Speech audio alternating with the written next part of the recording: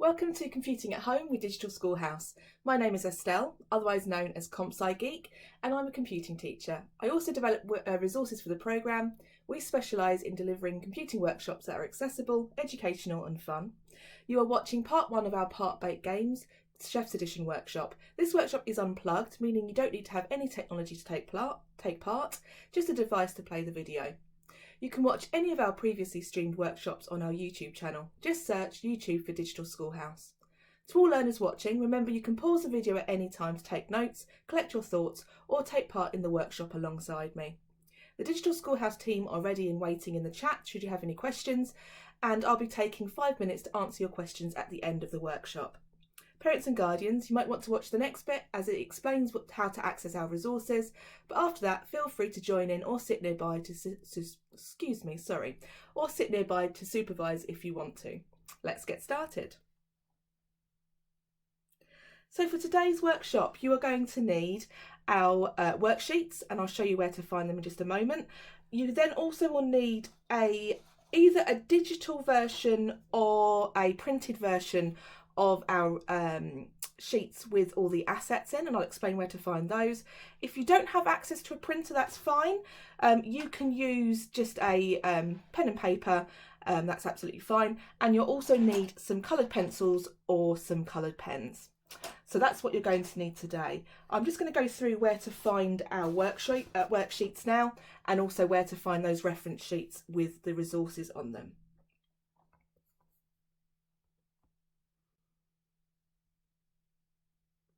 Okay, as normal, you'll need to head over onto the internet, go to the Digital Schoolhouse website, which is digitalschoolhouse.org.uk. I'll just say that again, digitalschoolhouse.org.uk. Click on resources and then live workshops, and then scroll until you can find Part-Baked Games Chef's Edition, and you should find it at the top if you're working with me now. If you can't see it and you're watching this on YouTube, you'll need to scroll further down the page to find the resources. Click on where it says Part-Baked Games Chef's Edition. Scroll down again and find where it has the public files. The files that you're going to need are the worksheets Part-Baked Games Chef's Edition, which is this file here. Just show you that one. You'll need to print off the worksheets. If you don't have a printer, as I said earlier, you can just do this on paper and just follow along with me on the screen. And you're also going to need, oops, I went too far back. You're also going to need the reference sheets. So as I said earlier, if you've got a printer and you want to print them out like I have, you can do, or you can alternatively have them on your screen so you can see what they look like. So these are the assets that we're going to be using for our game. So assets are just all the images, sounds, music, sound effects, all that kind of thing that are used in the game. So these are the assets that we have available to us.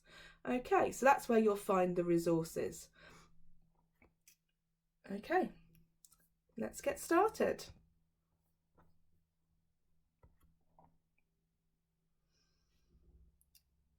Okay, welcome to Part-Baked Games Chef Edition Part 1.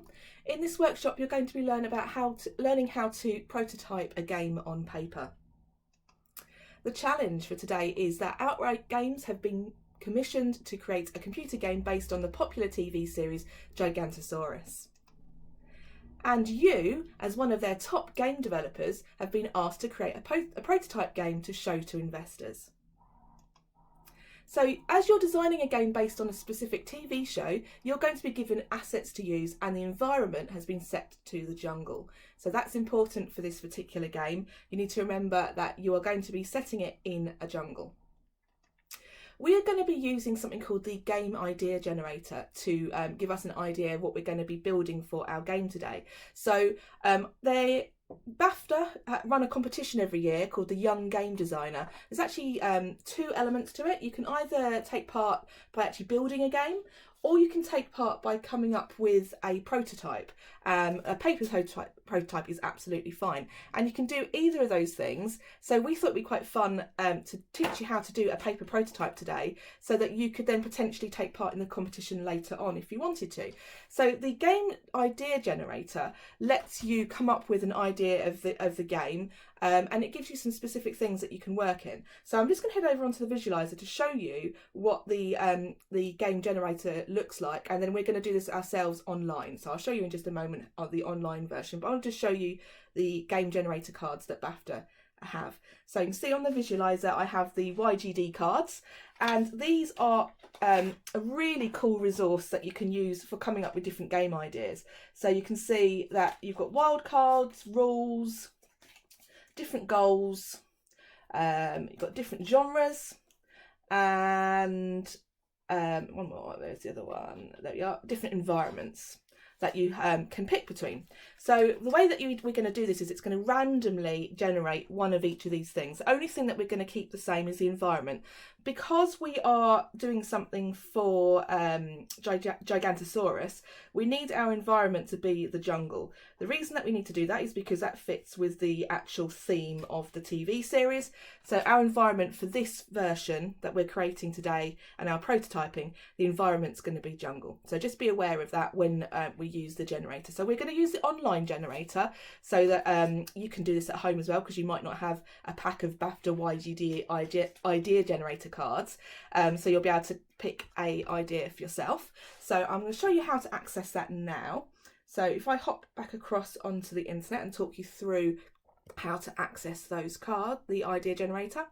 So if you head over onto the internet, and you'll need to go to a search engine, and you'll need to type in BAFTA idea generator. So BAFTA idea generator, BAFTA is BAFTA. Search for that and you'll find it should be pretty much the first resource that you can see. Game idea generator BAFTA YGD. As I said, YGD stands for Young Game Designer, and it's a competition. They have 2 different age groups for it, and also 2 elements that you can enter. One which is the prototype paper-based ideas, and the other one which is actually building the game. So it might be something you want to look into yourself later on. So pop into the idea generator and it will just load for you. There you go. And once that's up, click on start and it's going to generate an idea for us. So let's have a listen to and see what my game is going to be for this particular workshop. So I'm going to click on give me a game.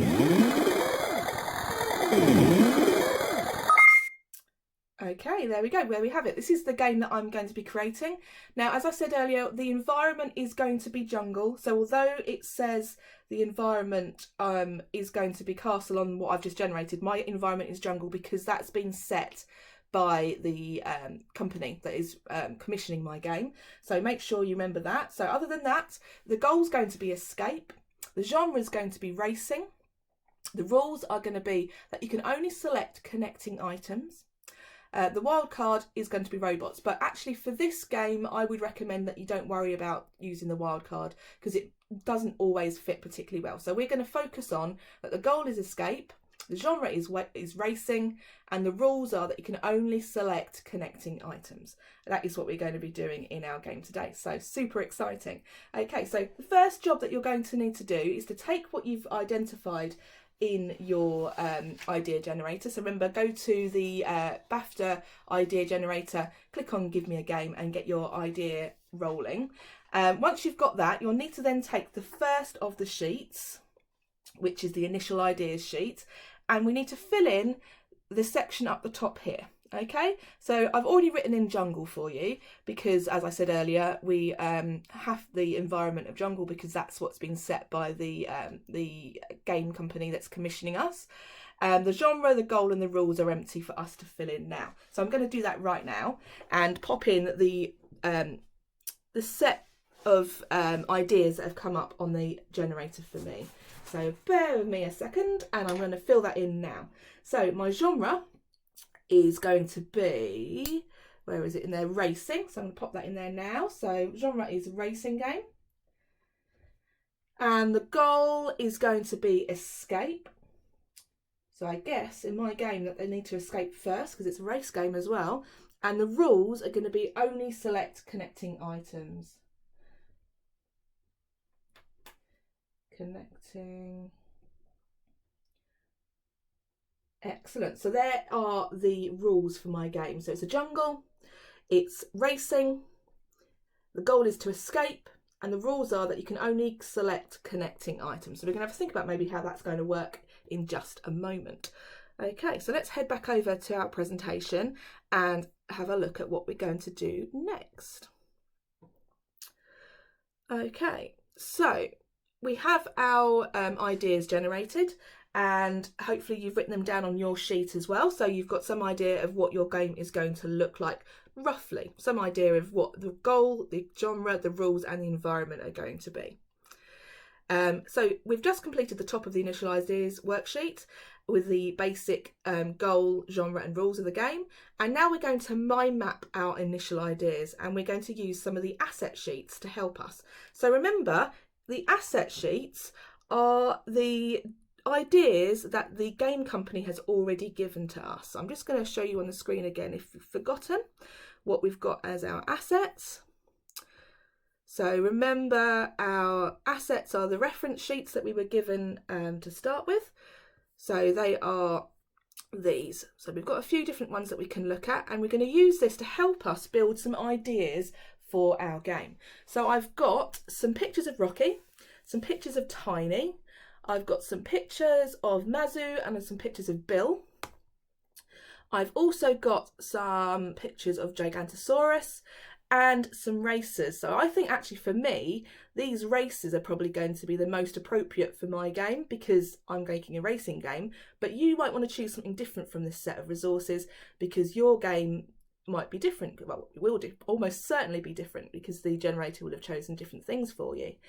And I'm also going to think about the kind of backgrounds I'm going to use and maybe the textures. So I'm thinking my initial ideas at the moment are that I'm going to use this background here and I'm going to do something based around the idea they need to escape from the volcano and they need to race down the slopes of the volcano. That's kind of what I'm thinking. So I'm going to start to use some of my sheets and fill in my initial ideas.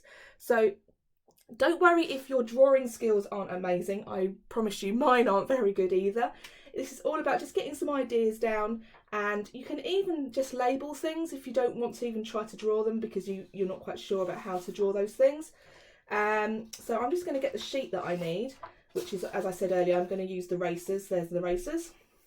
And I'm going to use those alongside the volcano in one of the backgrounds. There is the background with the volcano in it there. So that's kind of where I'm going to be going with my initial ideas. So I'm going to start to fill in my initial ideas sheets. So the different characters are, remember, if you have another look, they are Rocky, Tiny, Mazu and Bill. So my characters are going to be those 4 characters in their little race cars. So the characters are Rocky,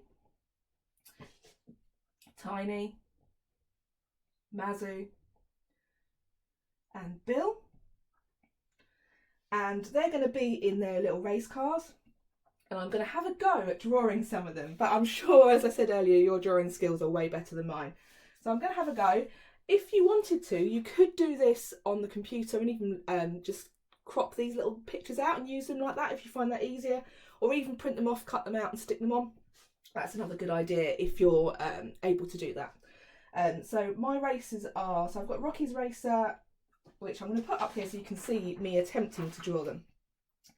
So Rocky's racer looks something like this. It's got like a little bit on the front. I'm going to do a sort of stickman version of this is Mazu's racer. There we go, and it's kind of got a little bit on the end, and he's got a little hat on.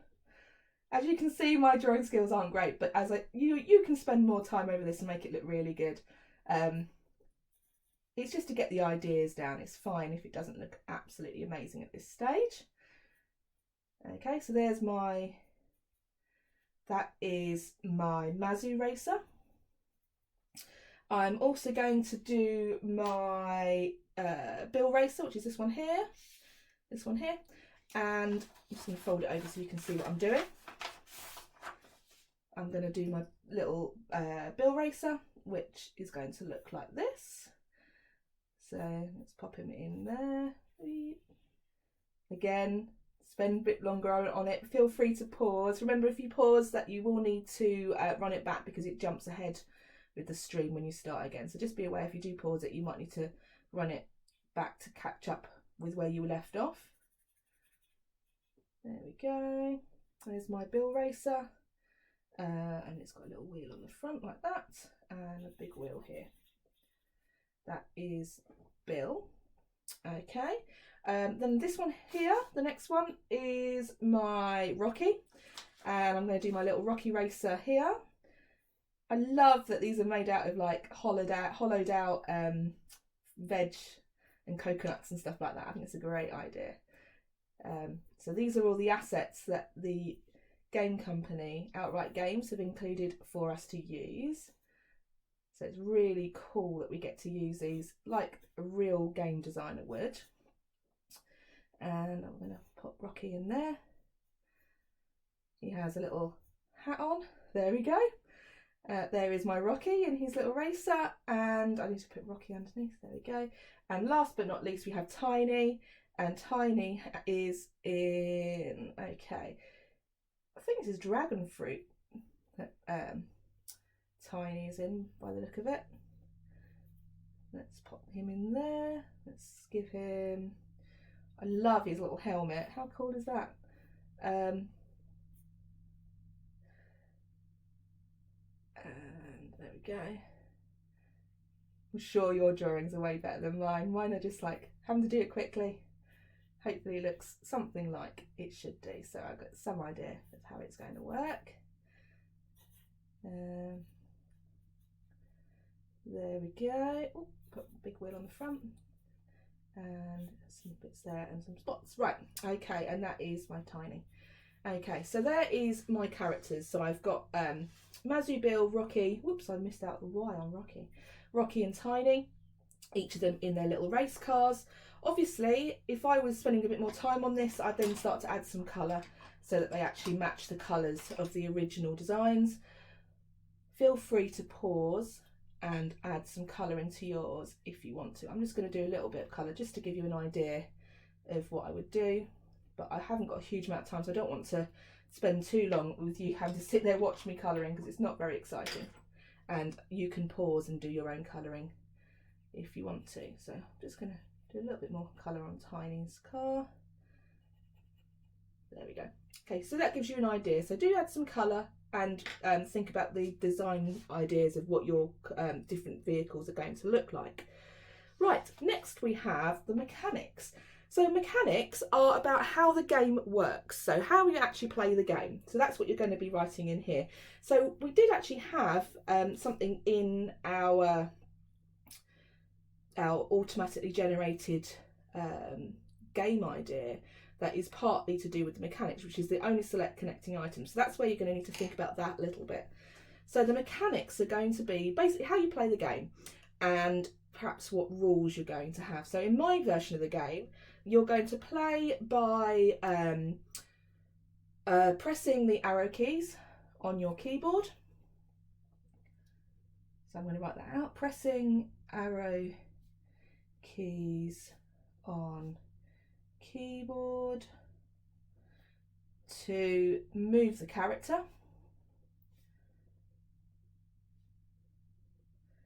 There we go. So pressing arrow keys on keyboard to move the character. I'm going to say that there are going to be obstacles that you need to collect.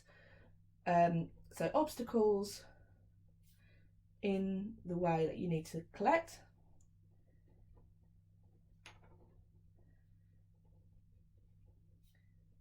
But I'm going to make it a little bit different, that there's going to be specific obstacles that only your character can collect. So these correspond, I'm going to put, correspond just means that they apply to a specific thing. So correspond to a particular character.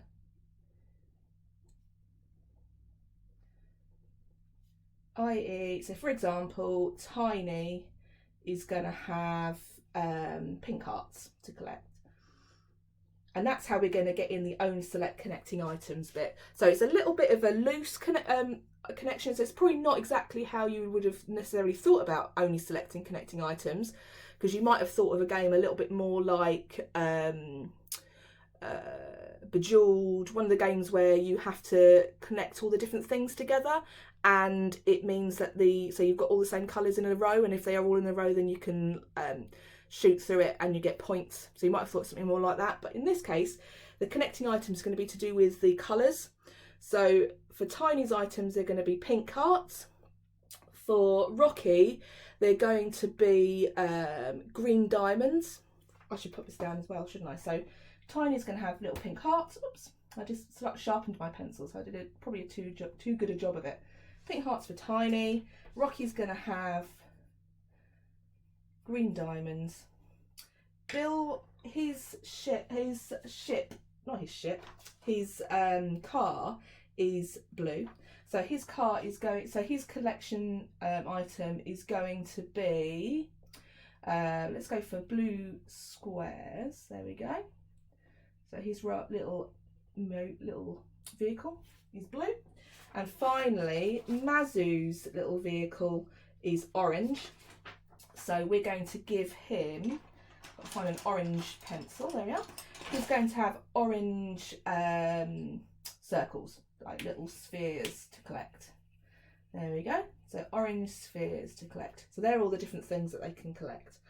So the next thing we're going to do is think about what the controller or the platform that we're going to work on is. So this can be, because we're not actually going to go on to make the game, it can be whatever you like. So you can really go out of the box and think of things that perhaps you've got no experience of using before, or things that you know you wouldn't actually be able to make. If you want to have a go at making your game, I'm going to talk about that at the end and give you some suggestions of where you could look for ideas for that. So if you do want to do something which you could potentially go on to make, you might want to think about how you would do this if you were going to make it in Scratch, or if you're going to make it in Construct 3. So you might want to think PC based game using arrow keys and things like mine. If you're not going to worry about having a go at making the game yourself, that's absolutely fine, and you can then go for whatever you like with a platform / controller, and probably talk about you making it for Switch or making it for PS4. That's absolutely fine, so just be aware of that. So my platform is going to be PC based. PC stands for personal computer, if you didn't know that. So it's going to be PC based, and it's going to be keyboard, and it's going to be arrow keys. There we go. Okay, so the theme of our game is going to be taken from what we've already identified in our randomised game idea. So the theme is going to be jungle. It's going to be escape from the volcano, in my example. And it's going to be before it erupts. And you have to collect your items and avoid other people's their items. And it's the first to get to the destination is the winner. First to get to the destination wins. There we go. So there is my initial ideas written out. Got my characters, Mazu, Bill, Rocky and Tiny. I've got my mechanics. I've talked about what I'm going to do for my mechanics and how it's going to work. I've talked a little bit about the platform and the controller, which is mine is going to be PC based, and it's going to be keyboard using arrow keys to move the characters. And I've talked about the theme, which is going to be jungle, and that you have to escape from the volcano before it erupts and collect your items and avoid other people's items and try to get to be the first person to the destination. So that's my initial ideas sheet. And let's have a look at what we're going to think about next. Okie dokie. Right, once you've got your initial ideas down, the next thing you're going to start to think about is your game design document. Okay, so let's have a look at what this is going to look like. So this is the next one of the sheets. Remember, you can do this on paper, so if you haven't got a sheet, get some plain paper out, get some coloured pencils and pens and fill it in yourself. using those. You don't have to have it on paper. So the first thing we're going to do is come up with a name of your game. This is called a game design document, and this is what actual game designers use. So they'll have to fill in a game design document to guide them in the creation of their game. So we're going to come up with a name for our game. We're then going to think about what the aim of the game is and what it's all about. So some of that will have come out in your initial ideas sheet. It might not have done. It might be that you now need to finalise your idea. That's absolutely fine. We're going to think about whether there's a main character to the game and what they do. We're going to think about how you win the game or move on to the next level, how the game ends, and what are the main rules of the game.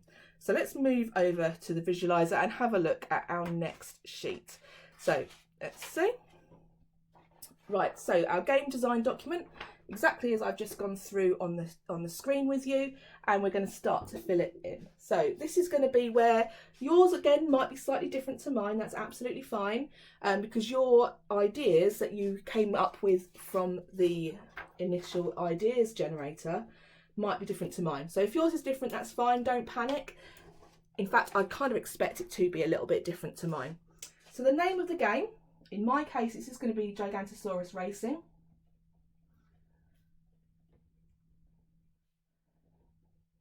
Because that fits with the game ideas that was generated. Oh, who is the audience of the game? I've actually added an extra question in from the original one that I put up here. That's actually a really good, really important thing to think about. Because whenever you design a game, it's really important that you have some idea of who you're designing this game for. So let's think about Gigantosaurus for a moment. So if you've seen the TV series Gigantosaurus, you might know that it's a TV series that is aimed at fairly young people. So they are going to be younger. So we might want to aim this at perhaps 7 to 11-year-olds, maybe even slightly younger than that, maybe 5. 5 might be a little bit young. Have a think about the audience, think about how old they're likely to be. So that's really important, and have a think about how old your audience members are going to be and whether they're going to be mainly male or mainly female. You might even want to think about what PEGI rating your game is. So you might have noticed on games it has a little rating that tells you whether or not that game is suitable for a particular age group. So Super Mario Maker 2, which we used in our last workshop, is suitable for an audience of 3-year-old and up. So that means that there's nothing in here that is going to be particularly scary or is going to be very violent or anything like that. So that gives you quite a nice idea of the kind of things that are included in the game and what age group is suited to play it. The other thing that you tend to have with it is sometimes on the back it will also give you further guidance on the PEGI rating. This one doesn't have that. I just want to see if one of my other games might actually have that information. Yes, this one does. So this is PEGI 7 Starlink. We're doing a Starlink workshop as well later on if you're interested in Starlink. And this is a PEGI rating of 7. You can see it on the front there. And on the back, you can see it's got the PEGI rating of 7. And it's also got some other information. I'll just pop it under the visualizer so you can see it closer. It's got some other information on it that tells us other things about the game. So that's what this information is here. I'm not going to go into a huge amount of detail about it because we haven't got a lot of time to do that. But you could look it up yourself if you wanted to and find out a bit more about PEGI ratings and what kind of information is included on the box. And we're also going to look at designing a box later on. So that might be something that you want to do as like a little extra. So have a think about that and see if you can think what age your game is going to be suited for. So I am going to aim for, let's pop it back over onto the visualizer. My game is going to be suitable for 3 years and up because it's not going to have anything that's violent in it or anything that's going to be particularly scary. So just like Super Mario Maker 2, we're going to keep the age rating nice and low. So it's going to be a PEGI 3, but the actual age of the children that are going to play this game are probably going to be 7+, and it's going to be boys and girls. Okay, and it might be their first game, the first game they've had a chance to play. So let's put that down as well. Okay, so the next thing I'm going to do is what is the aim of the game, what is it about? So the aim of the game is to escape the volcano.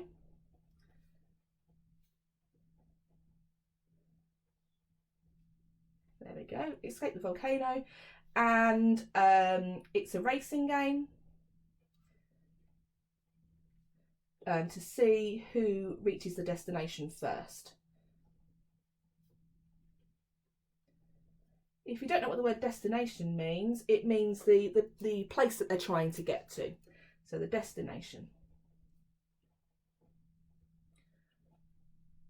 Okay, so what the aim of the game is: escape the volcano, racing game to see who reaches the destination first, and that's it. So is there a main character to the game, and what does it do? I'm going to say there isn't a main character, because in my game I'm going to make it so that you can pick between any of the different races. So there isn't one main character, but I can name the 4 characters that you can choose between.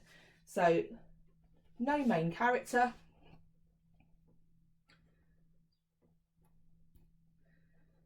But you can pick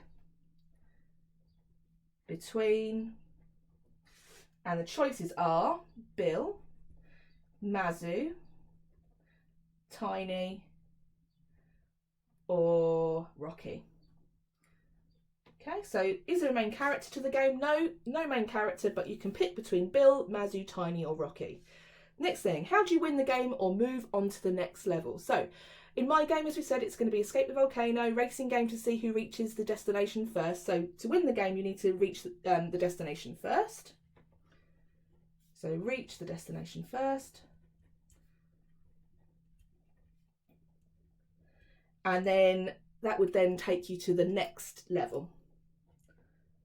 That then takes you to the next level. Now, if you're finding that I'm doing quite a lot of writing on my sheet, if you prefer, you can do drawings. So don't worry, if you want to do drawings, that's absolutely fine. Go ahead and do that. How does the game end? So in my version of the game, it's going to be when all players reach the final destination. So when all players reach the final destination. There we go. And what are the main rules of the game? So we talked about this a little bit. Again, this is going to be different for you because you've chosen or had selected for you different rules. So mine are that you have to avoid the other characters' collectibles. Now, collectibles are the little items that we said that each player needed to collect. So if I was playing as Tiny, I'd need to avoid the orange globes, the blue cubes, so I probably want to go 3D, blue cubes, and the green diamonds, because I only want to collect the little pink hearts. So avoid other characters' collectibles, and race to the destination before the volcano erupts.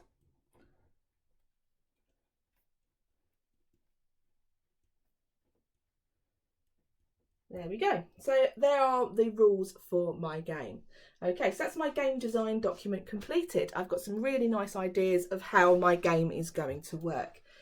Let's go and have a look at what we're going to be looking at next. So we're going to move on to the next of our sheets. And the next one we're going to do is to start to look at screen planning. So this is where we're going to start to think about the main screens of our game. And this is just where you're going to start to think about what your game is going to look like. So let's have a look at this in more detail. So the kind of things that your screens might be are things like the main menu, the instructions, different levels for your game, and also a loading screen. So this is where you can start to really go all out with some ideas and using the assets that were provided for you as part of this resource pack. So let's head over and have a look at how I might decide to design mine. So yours, again, can be completely different. Feel free to make completely different design ideas to what I have. In fact, I really encourage you to do so. So I'm going to go back to my initial sheets that I had of different assets for my game and think a little bit about what I want to use in my version of the game. So first of all, I'm going to do a loading screen. So on my loading screen, I think I'm going to have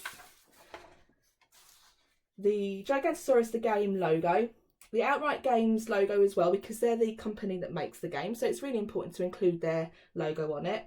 And I'm probably going to go for this texture here, which has got like the different leaves, the kind of jungle feel. And I'm also going to add a few of my own assets. So I'm going to add a start button, because I think that's quite important, so the people who are playing the game know how to start. So I'm going to grab my pencil and I'm going to start to draw some of those ideas in. So I'm going to have the Gigantosaurus logo. Now, don't worry too much if it doesn't exactly match. This is just getting your ideas out there, and I'm going to add a bit of colour afterwards to try and make it look a little bit like the original. And then I'm going to have the Outright Games logo. And there we go. And I'm going to have that leafy design, wasn't I? The leafy kind of texture behind this kind of one here. So again, I'm going to do it fairly roughly to get the idea of having the different leaves behind the outside. It doesn't have to be super neat. You can come back and spend more time on it later if you want to. Just get some ideas down initially, that's absolutely fine. Okay, so that's going to be mine, and I'm going to add right over here a start button like that. And I'm just going to add a little bit of colour to this just to give you an idea what it would look like. So we're going to have a bit of colour on the Outright Games logo. There we go. I need a red. So I'm going to grab that, pop that in there. And I'm going to have some green for the Gigantosaurus logo. There we go. And some yellow for the game. You'll probably hear me rummaging around in my pencil case. There we go. Now, I don't know why, but I feel like my start button needs to be yellow as well, so I'm going to colour that in yellow. There we go. And I'm going to do just a bit of green in the background for my leaves, my leafy design. I'm going to do it fairly roughly, just because I want to just get the colours in a little bit. I'm going to use a second shade of green as well, just to fill it in a little bit more. Oh, forgot about those ones. There we go. And just shading it all in.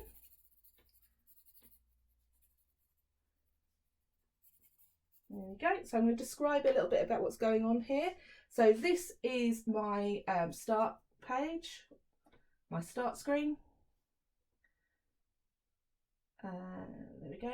Start screen, and it's the player presses start to play the game. There we go. Okay, so then it transitions from that screen, so then you can think about what happens next. So in my game, the very next thing that's going to happen is where you get to choose which player you are. So I'm going to go back to my initial ideas sheet, and I'm going to have, I think, a little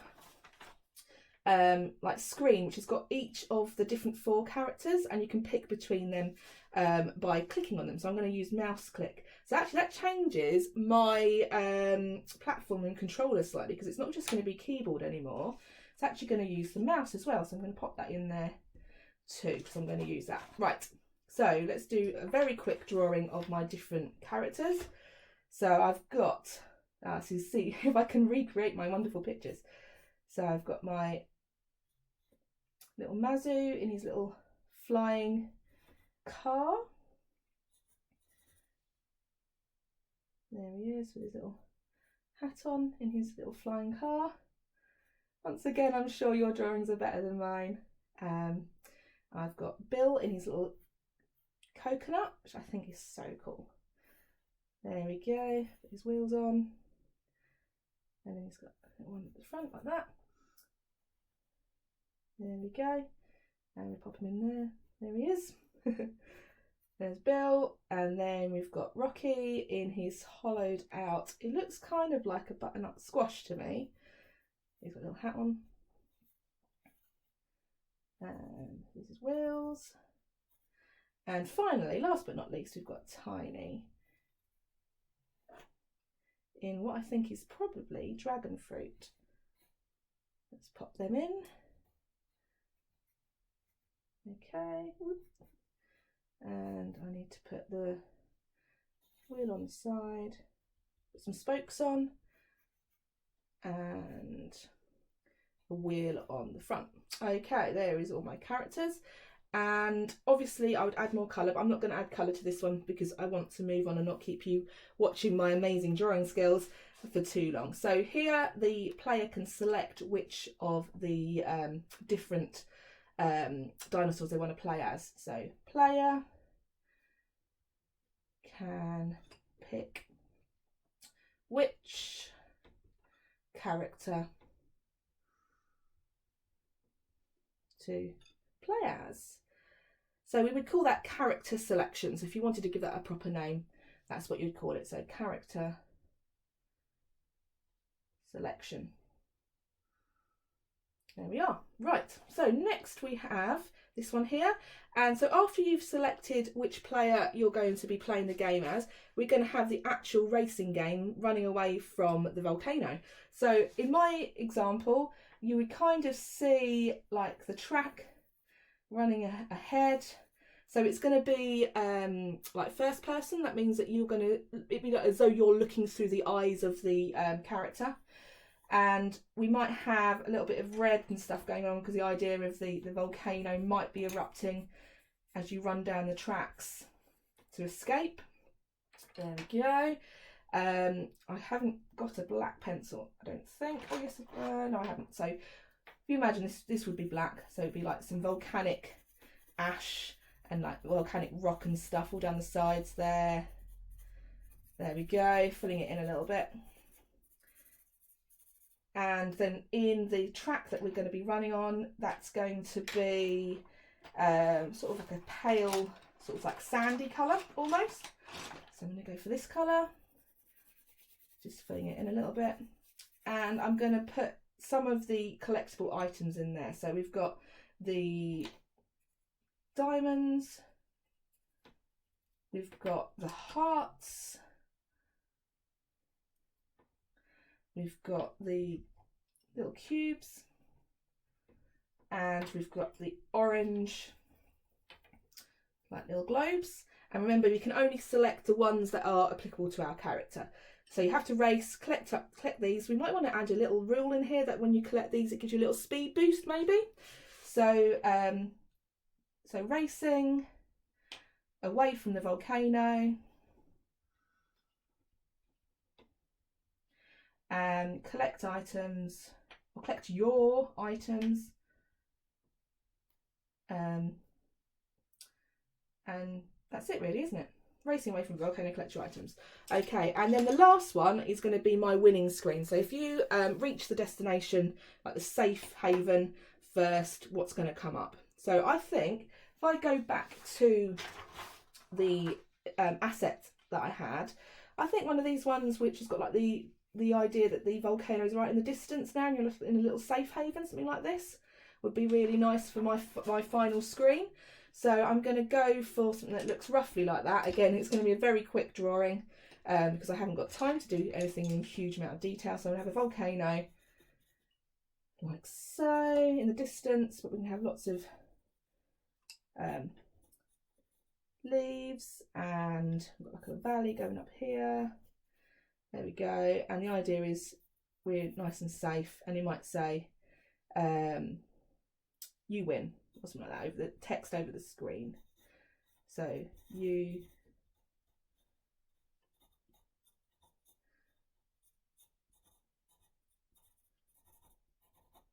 win.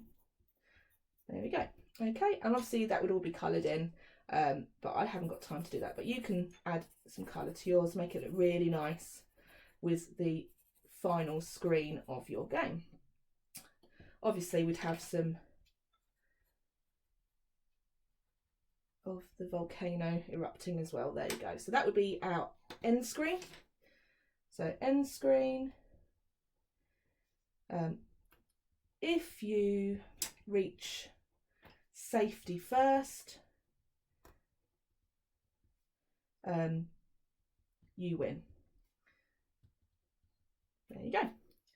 So there is my screen planning for my game, and I've got some ideas, rough ideas of how I'm going to take the first level of my game. So let's have a look at what we're going to do next.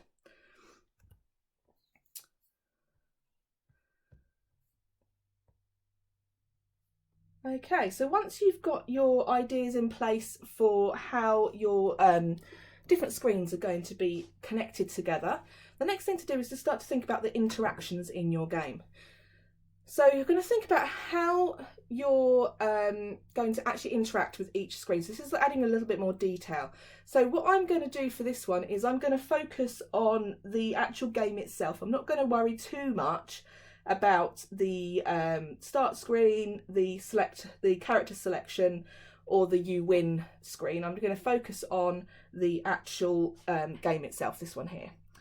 So to do that, I'm going to move on to my next worksheet, and I'm going to do another little quick sketch of what the next part of my game is going to look like. So this is what I'm going to be doing next on my interactions sheet.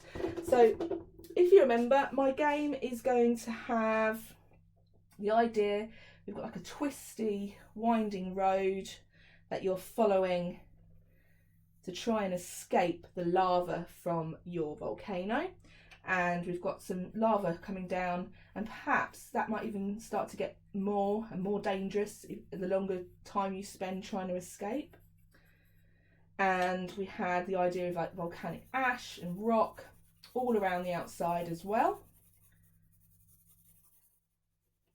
Again, I would probably pause and spend a bit longer on my drawing. So please feel free to do that. This is just me doing a very quick sketch just to get the idea out and show you how to fill in this worksheet. Take some time if you want to, pause it and really come up with something that looks cool. So this is like volcanic rock and ash all down the sides with my like sandy path in the middle, which is like the safe zone for my characters to escape. And I've got these little collectibles which you get like a little speed boost when you bump over them. So I'm going to focus on just doing a couple of those. Obviously I would normally draw all of them, but oops, I haven't got time for that. I'm going to swap to a different green pen because I've just managed to break that one. So there we go. My green diamonds. There we go. Okay, so remember it's like first person, so I don't need to draw my character at all because I'm kind of looking through their eyes as I'm going through. So now I can start to think about the interactions and events. So these are the things that are going to happen. So this is a little bit like a selection statement. We've seen selection statements before. So a selection statement, remember, is when, if something happens, what happens as a result of that. So in this example, it might be if Mazu collides with a green diamond, whether or not something's going to happen as a result of that. So in our example, we said that they'd only be able to collect their own items and not other people's. So I need to go back and just check who should be collecting what. So if I'm playing as Mazu, I should only be able to collect these orange globes. So if I collide with one of these green diamonds, what's going to happen? Well, in my example, it's going to slow you down. So it's going to be a real problem if you collide with something that you shouldn't be. So when you collide with your own object, it gives you a speed boost. So that's the do part of it, the action part. Okay, but if you collide with,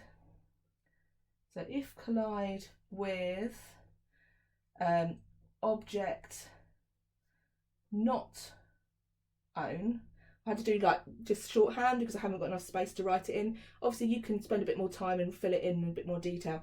If you collide with an object not your own, it slows you down. Okay, so we can also say that when you press the right arrow, so when press right arrow, you move right. If you press the left arrow, you move left. If you press the up arrow, you move forward. And if you press the down arrow, maybe you go backwards. There we go. So there are all the interactions that the player can have with my particular game. So fill that in, really think about what different interactions, what events are going to happen as you play your game. A really top tip for you, imagine that you're playing through the first minute of your game, what controls does the player need to use, and then what actions are going to happen on screen as a result of doing those things. So really think about that in really careful detail and fill in your sheet. And then we've just got a couple more things just to look at before we finish off our workshop for today. Let's have a look at what we're going to be looking at next.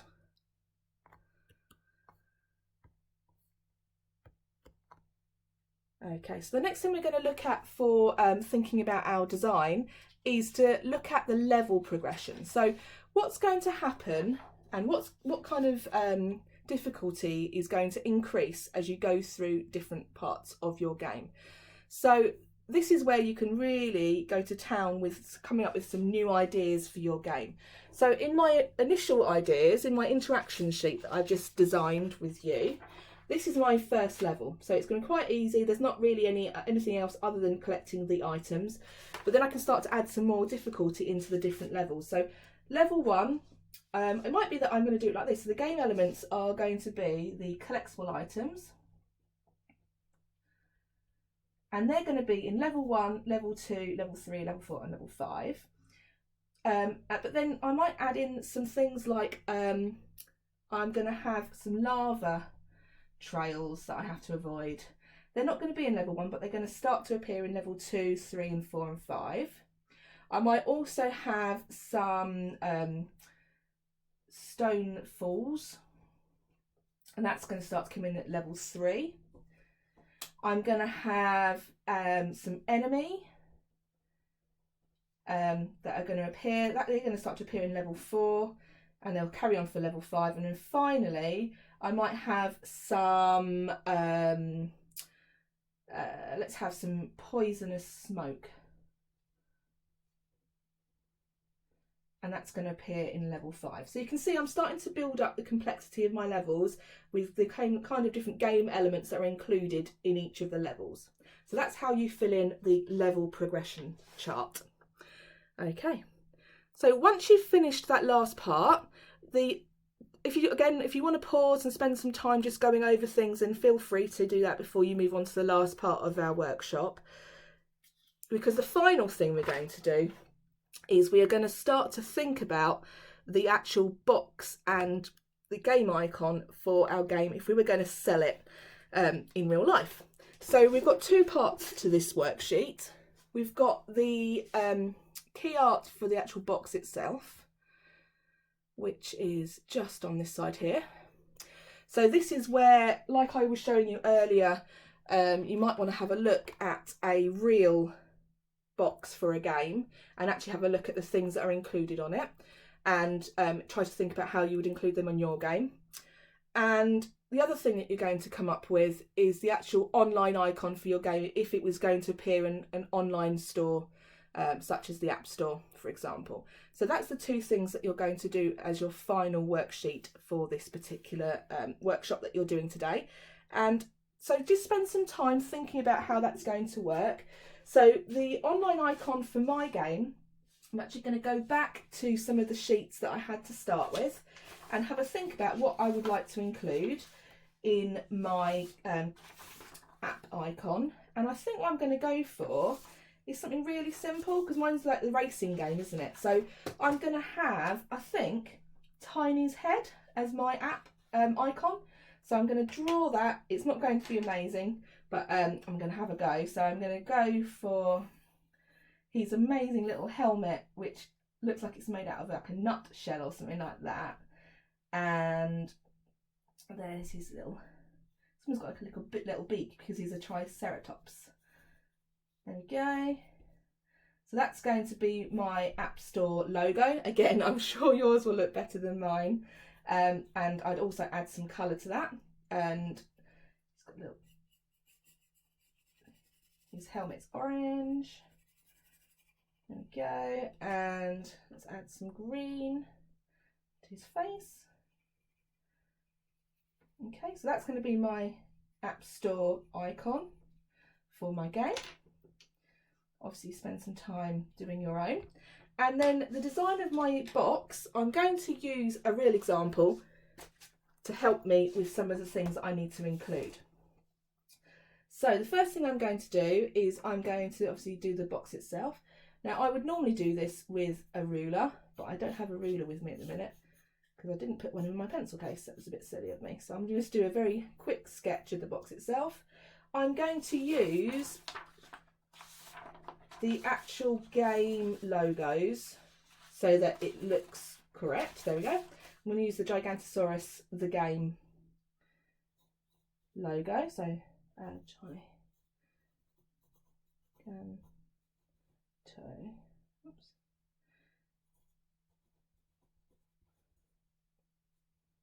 The game, there we go. And now, if I look on this Starlink box, I can see that the logo for the company is in this corner here. So I'm going to pop that in there.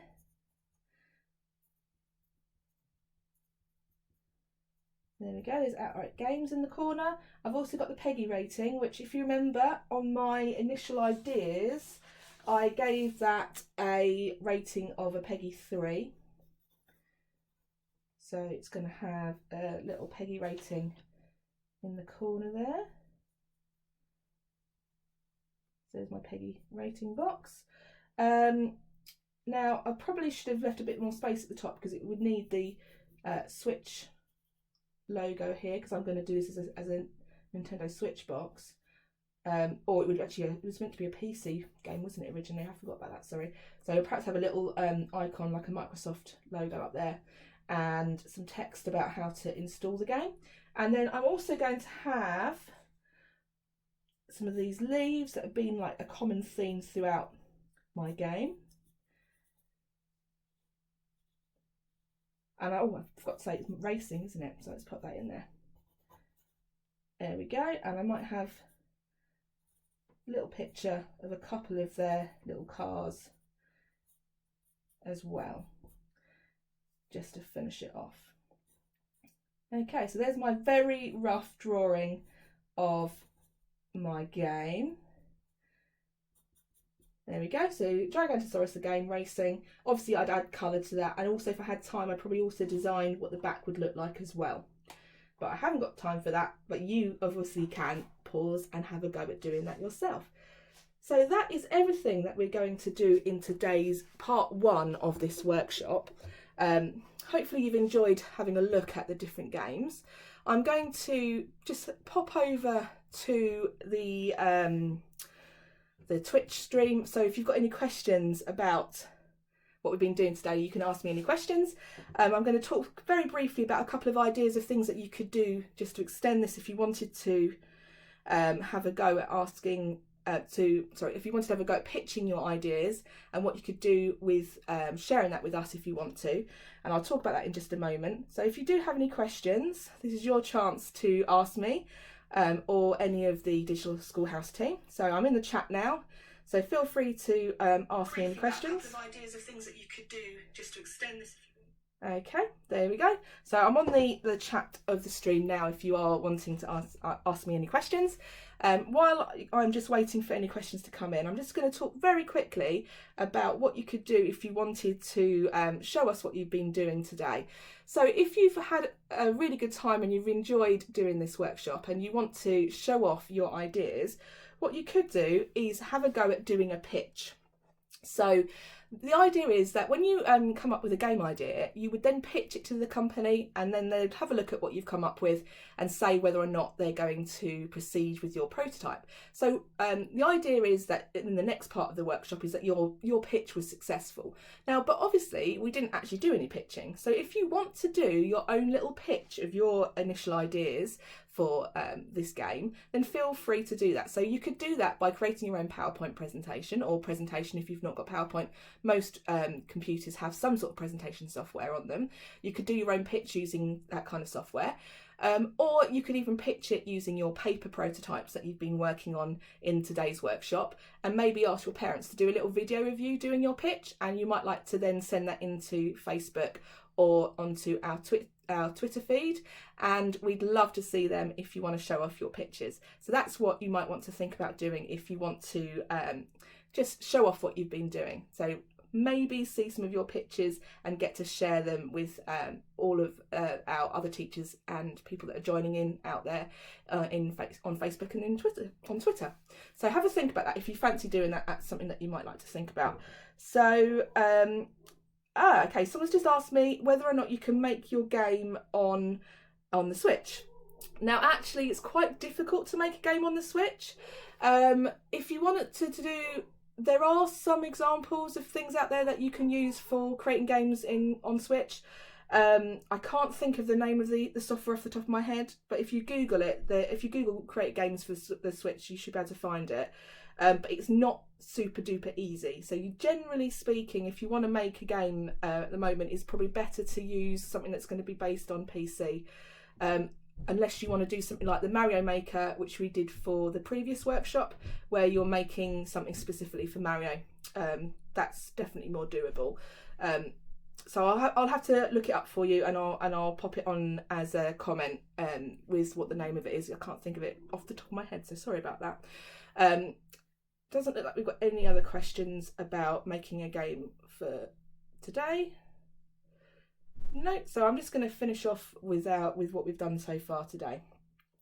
So just to finish off, you have been, the challenge has been to learn how to make a prototype on paper, which we've done. So well done, fantastic job today. And the little sneaky peek for next time is we're going to actually be looking at the real Gigantosaurus game, and we're going to do a little bit of play testing with that, and we're going to compare it to our prototype, and we're going to look at how you can actually make improvements to that and make your game even better. So that's what we're going to be doing next time, so feel free to join me for that. So hopefully you've enjoyed our workshop for today and you've learnt something new about prototyping.